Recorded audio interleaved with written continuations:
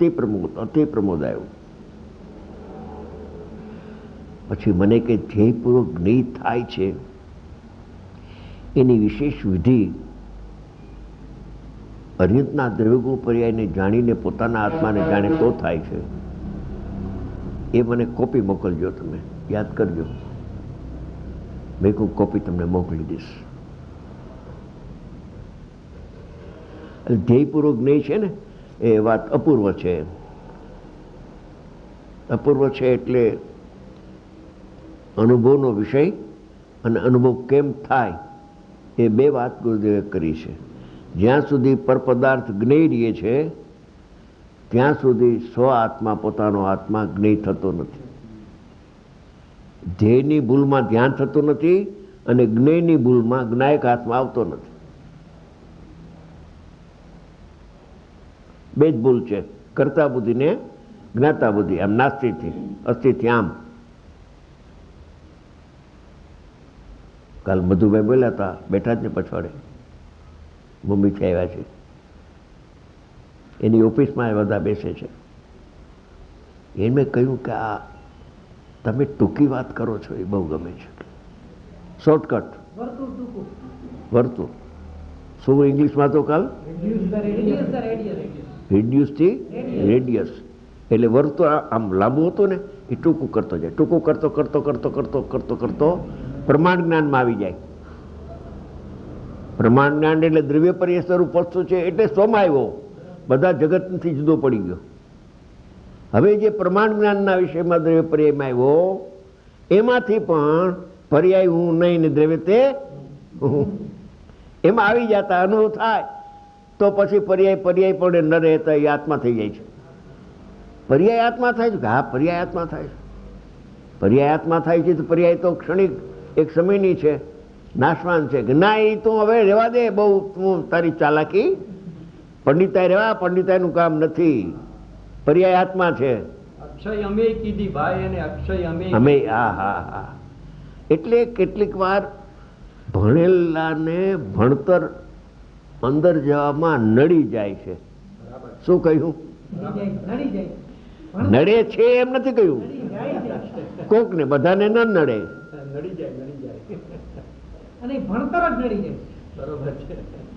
એ કે પર્યાય તો તમે પર્યાયની આત્મા કયો છો, પર્યાય તો સમયની છે.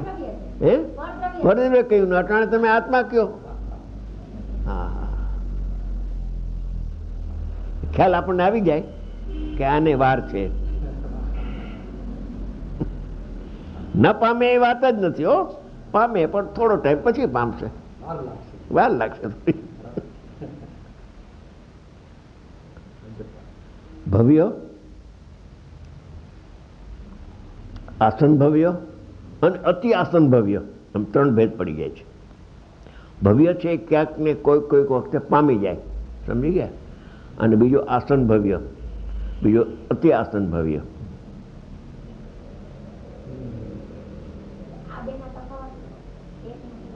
એ ભવ્ય છે એ આસન ભવ્ય આવે ને, દ્રષ્ટિના વિષયનું જોર આવે ને ત્યારે અભેદ થઈને અનુભવ કરી લેશે. એ અનુભવ થયો તો અતિ આસન ભવ્ય થઈ ગયો. કોઈક 3 ભવે ને કોઈક 8 ભવે, એમ શાસ્ત્રકાર કહે છે.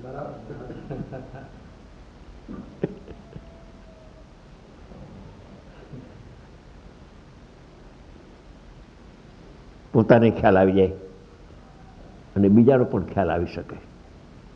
એમ શ્રીમદ રાજચંદ્રે કહી ગયા છે કે જેને આત્માનો અનુભવ થાય છે એને ભવાંતરનું, પોતાનું અને પરનું ભવાંતરનું જ્ઞાન થાય.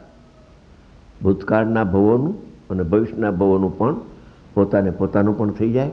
અને કોઈ વખતે કોઈ એવી જ્ઞાનની નિર્મળતા હોય તો બીજા જીવને પણ એમ ખ્યાલમાં આવી જાય કે આના 4 ભવ છે, આના 6 છે, આના 8 છે, કહી દઈએ, મનમાં રાખે, સમજી ગયા. પણ એકને કહીએ ને બીજાને ન કહીએ તો તકલીફ, એટલે બોલે જ નહીં.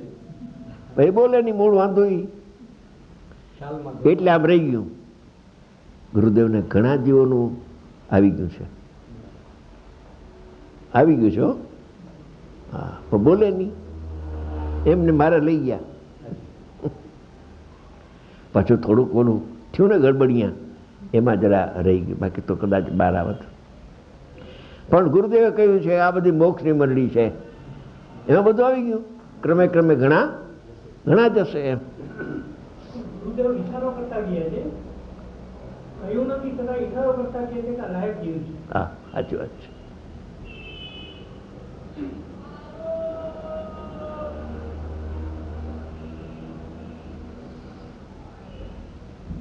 એમ તો ખાનગીમાં કોઈ કોઈની વાતે કરી દી. કરી દીધું. ઘણું કહી ગયા છે. બાકી આપી બહુ ગયા છે. હા હા, એમાં આ ધ્યેયપૂર્વકની એના વ્યાખ્યાન અક્ષર અક્ષર અદ્ભુત છે. એ ભાઈ ફોનમાં આજે કહ્યું, બેંગ્લોરથી ફોન હતો, બસ છે ધ્યેયપૂર્વકની, કોઈ હવે બીજું સમજવાની જાણવાની કોઈ મને આકાંક્ષા નથી, આમાં બધું પૂરું આવી જાય છે.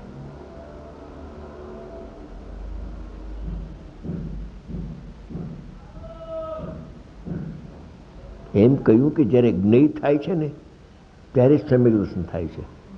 એટલે એમ કહ્યું કે આ સમ્યક દર્શનનો વિષય છે. ફળ આવ્યું ને ત્યાર સુધી કહ્યું છે.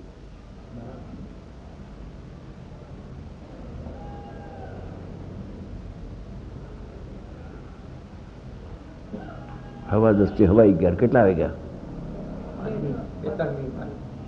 2-4 મિનિટ છે, 1-2 મિનિટ છે. આગ ન લાગ્યું હોય તો બેસ.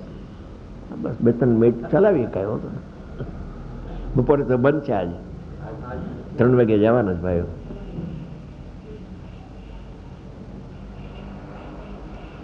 આમાં શું પૂછવું ભાઈ? પૂછવા જેવું હવે કઈ બાકી શું પૂછવું હવે? પૂછવા જેવું છે નહીં. કઈ બાકી રાખ્યું? કરવાનું બાકી રહ્યું. બસ કરવાનું પોતાનું. એ લાંબુ કરે ને તો લપસી જાય અને ટૂંકું કરે તો ટકી જાય અંદર. ટૂંકું કરવું, લાંબુ લાંબુ શું કરવું? આ 8 કર્મ છે ને, ઉદય છે ને, આમ છે ને, આ 6 દ્રવ્ય છે ને, આ લોકાલો. ભાઈ એ મારા માટે અવસ્તુ છે, તમે શું કામ મને વાત કરો છો? એ તો પરદ્રવ્ય છે. ધીમે ધીમે પરદ્રવ્ય કે ઘડીકમાં, ઘડીક વાર કે પરદ્રવ્ય છે, ઘડીક વાર પરભાવ છે. અવસ્તુ છે લે, અવસ્તુ છે લે. એટલે કે જો તારા જ્ઞાનમાં એ 6 દ્રવ્યો આવશે તો આ જે વસ્તુ છે એ રહી જશે. એમ કે છે એમ 6 દ્રવ્યનું જ્ઞાન થઈ જાય છે. એમ થઈ રહીએ છે એમ નહીં, થઈ જાય છે. પ્રાથમિક અભ્યાસમાં બધું આવે દ્રવ્ય ગુણ પર્યા અનેક આવે, સંભિયા નિમિત્ત ઉપાદાન નિશ્ચય વ્યવહાર બધું આવ્યા કરે. પણ પછી શું કરવું? પાઠશાળાનો વિષય છે. હે, એ પાઠશાળાનો પાછળ વિષય છે. વાંચીને ભૂલી જાવ ભાઈ, વાંચીને ભૂલી જાવ. આત્માને યાદ કરવો એમ. બોલો બોલો. આત્માને યાદ કરતા ઓલું ભૂલાઈ જાય છે. જાય છે. ભૂલવું નહીં. બરાબર. જ્યાં તમને આત્મા વિષય સ્મરણમાં આવે ત્યાં વિસ્મરણ થઈ જાય બધું. વિસ્મરણ. હા, હતું નહોતું. ચક્રવર્તી રાજા દીક્ષા અંગીકાર કરે છે, શાંતિનાથ ભગવાન જંગલમાં જાય છે. એને રાજો હું હતો, રાજા ને ચક્રવર્તી હતો ને આ વૈભવ મારો હતો ને બધું ભૂલાઈ ગયું. ભૂલાઈ કેમ ગયું?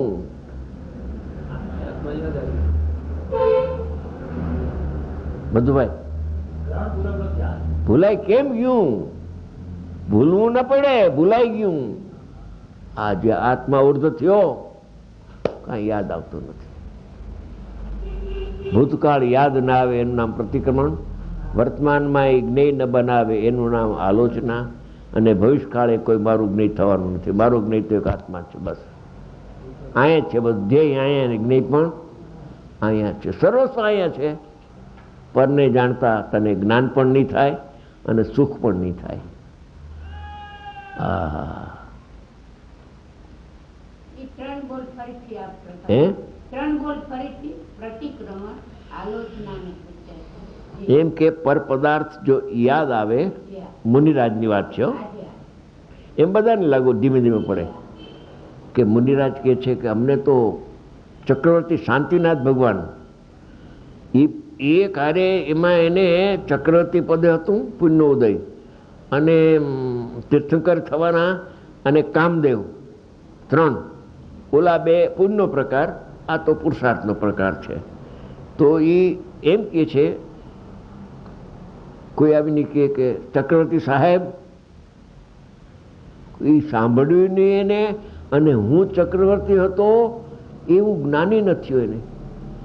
એ હું ચક્રવર્તી હતો અને મારો આ વૈભવ હતો એવું વિસ્મરણ થવું, એનું નામ પ્રતિક્રમણ છે. અને એનું સ્મરણ રહ્યા કરે એનું નામ અપ્રતિક્રમણ છે.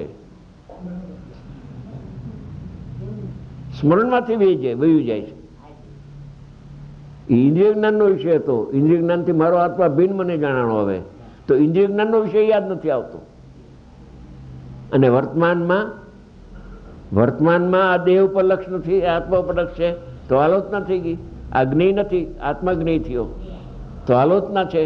અને ભવિષ્યકાળે આ ગુણસ્થાન થશે, એ મારું જ્ઞેય થશે કે નહીં થાય? જા, મારું જ્ઞેય તો અભેદ એક આત્મા, જે ત્રિકાળી અભેદ અને જ્ઞેય ક્ષણિક અભેદ, બેમાંય ભેદ નથી. જે છે તે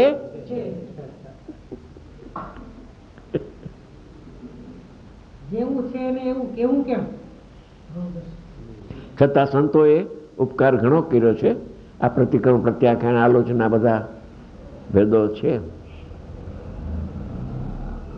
ભૂતકાળને ભૂલી જવો તે મિથ્યામિ દુષ્કૃત્ય છે ને, મારું બધું દુષ્કૃત્ય મિથ્યા હો એમ. એટલે હું એનો સ્વામી હતો ને હું કરતા હતો ને બધું વયું ગયું, ખલાસ. અરે ભૂતકાળમાં જ્ઞાતા જ્ઞેય સંબંધ મારો હતો, પણ અરે એ ન રહ્યું. વર્તમાનમાં જ્ઞાતા જ્ઞેય તૂટ્યું તો ભૂતકાળમાં ગયું ને ભવિષ્યકાળમાં પણ હું જ્ઞાતા ને લોકાલોક મારું જ્ઞેય થશે, કેવું જ્ઞાન થશે. ત્યારે એવો વિચાર સાધકને પરમાત્મા થવા વાળાને આવતો નથી. ત્યારે પરમાત્મા થઈ જાય છે. અપૂર્વ વાતો છે ભાઈ. એકલી આત્મા ની, બીજું કાંઈ નહીં. વર્તુળ ટૂંકું કરવું.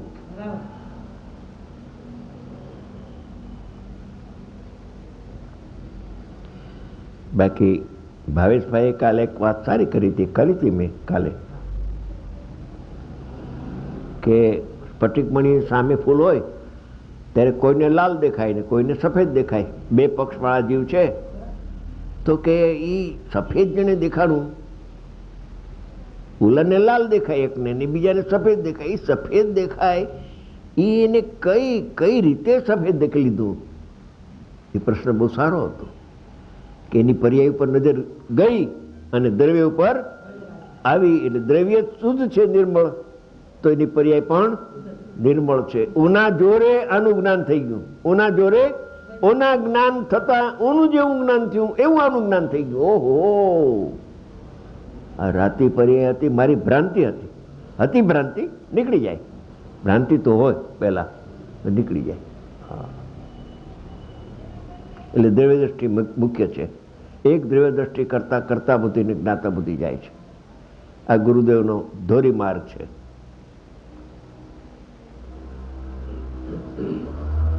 બોલો પરમોપકારી શ્રી સદગુરુદેવ.